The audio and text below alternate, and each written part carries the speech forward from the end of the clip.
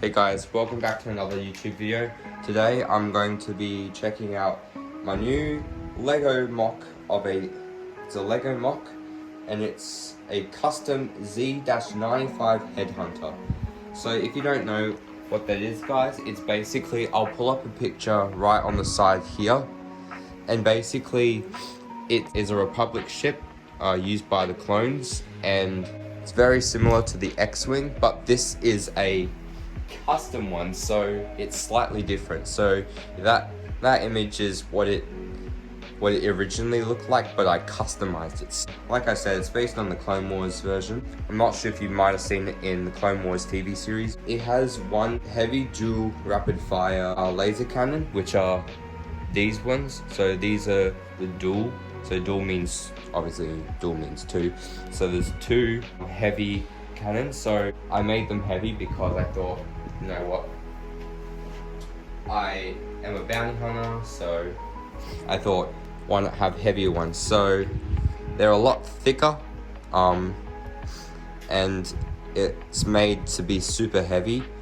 And then for play features, I do have these spring-loaded shooters on the sides, but we'll get to that in a sec. It has two ion missiles, which are these things on the side. I don't know if they're missiles or not, but they are a cool feature.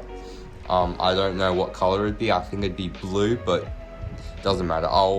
Maybe I'll upgrade it in the future and post a video about it. But it has smaller, narrow engines. So if you remember what that photo looked like before, you can go back to see what it looks like, but the engines were a lot bigger. They were like probably at least twice, maybe 3 times as big, and they went through the wings, but this is designed to go under the wings. Meaning, so they're smaller and narrow, meaning that it was decreased by 100 kilometers, whereas so the original speed of the older model from the Clone Wars was 1,150 kilometers. I'll put that up here on this side of the screen for all those American people out there that don't know the conversion. So, making the speed 1,050 kilometers per hour, and then the speed in miles per hour here for the American people out there.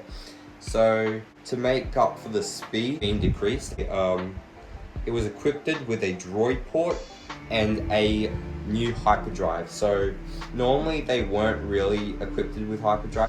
It was known that you could equip one with a hyperdrive, but I gave mine a really good hyperdrive. Don't really know much about hyperdrives.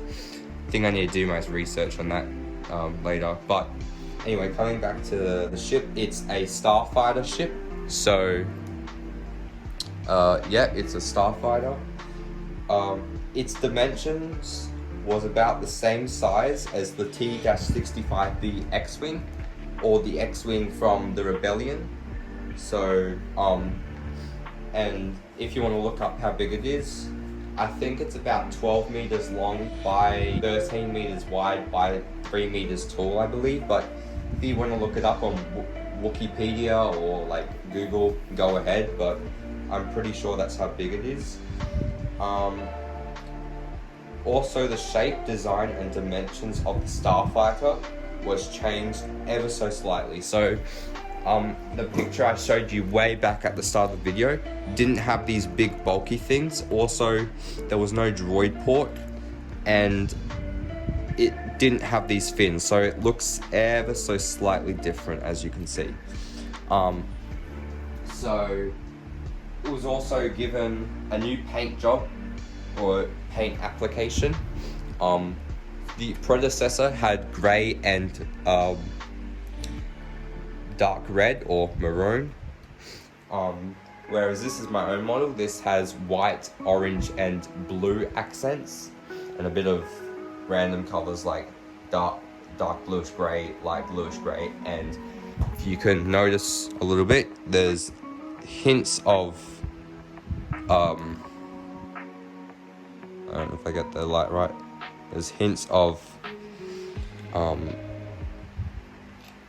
silver pieces on there, just to give it a bit of jazz. And you can see the little engines at the back. The bottom isn't so pretty. The stem, it's been stripped for maintenance ease of maintenance because it's my own ship. It's a bounty hunter ship. It's not supposed to be perfect, but it does have all the bells and whistles that have been upgraded. So yeah, that's what it's like. Yeah, so the ship is made for my Mandalorian bounty hunter here and my astromech droid. I wish later on I could, if I were to personally have my own Star Wars ship in real life in Star Wars, I would have like a big ship, like whether it's the Slave One or if it's the Razor Crest or some big ship with a big cargo, and I would have a I forgot what those animals were called, but it's those dogs that the Tusken Raiders have. I forgot what they're called. I'll put them right here what they're called. But I would have that, an astromech droid, or maybe like a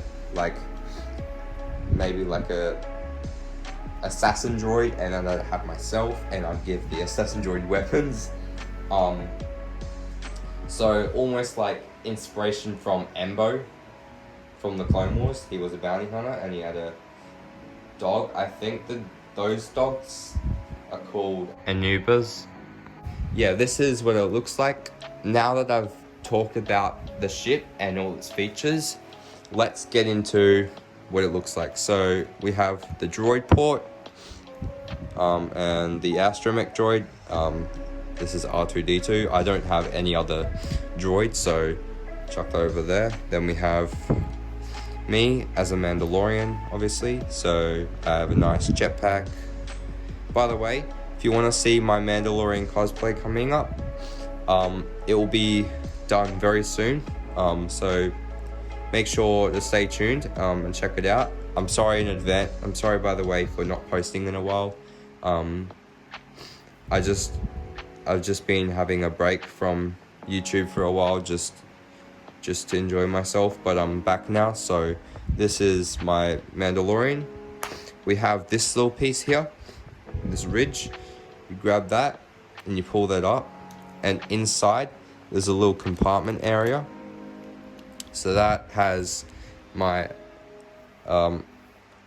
hairpiece and some two blasters, just these types of blasters, and you can put the blasters on the minifig, or you can have it like that. You can take the helmet off. That's one of the face expressions, and then this is the other face expression. So you can have it like this,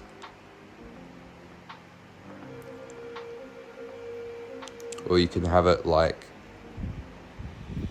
this, or you can have the helmet on just like that. So that's pretty much all it. I'll just quickly show you inside the cockpit. So hang on, try to make it seem like you're literally inside of the ship. So that's the cockpit. So inside you have, oh, hang on, sorry, this is kind of a bit fiddly. So inside, I'll just take the thing off for a second. So you have a little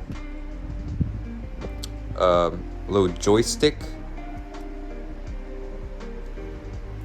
I'm not sure how well you can see in there. There's a little control panel right here, and then we have these two little panels here with buttons on them. Then you have a really nice comfortable seat in there. So basically it doesn't have any studs, which is good for a MOC like this, because that way sometimes, like when you're putting it down, the legs can come off, like just like that, and it can be really annoying sometimes. So to prevent that, and also I had to put blue tack on here because these come off really easily, so it just helps to keep it on, just because it's a little bit sticky. So also, by having no studs, not only is it easy to get minifigs in and out, it also means it has a seamless, realistic design. So you just grab your minifig like this, fold its legs down, its arms down a little bit, and you just chuck it in and so you just grab it, just chuck it in, pretend this was on before,